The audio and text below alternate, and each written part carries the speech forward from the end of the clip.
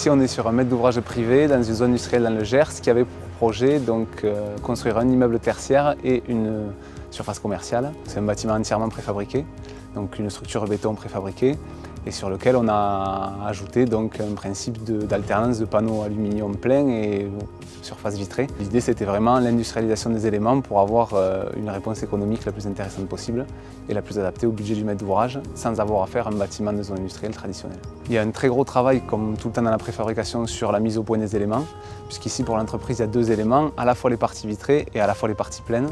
Donc les parties vitrées, c'est des standards de chez Tecnal avec des portes, fenêtres et des fenêtres soléales. Par contre, les parties pleines, il y a un travail plus poussé sur une ossature bois fermée avec des panneaux aluminium. Donc vraiment un travail de préfabrication et de mise au point en atelier très importante. La réponse est là. On n'est pas dans une architecture traditionnelle de zone industrielle, donc ça c'était important.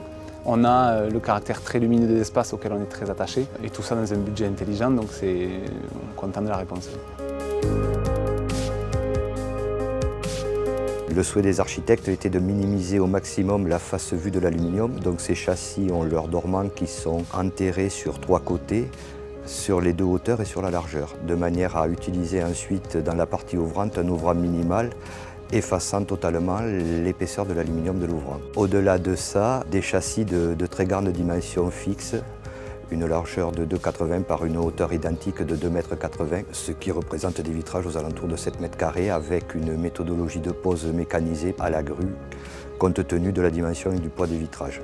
Mais l'avantage de ce chantier, c'est que le partenariat s'est effectué très en amont, en phase de conception avec l'architecte, ce qui a permis de mettre pas mal de détails architecturaux et techniques au point ensemble. Bien sûr, c'est toujours une fierté d'aboutir le chantier de la façon dont on l'avait anticipé et prévu à l'avance.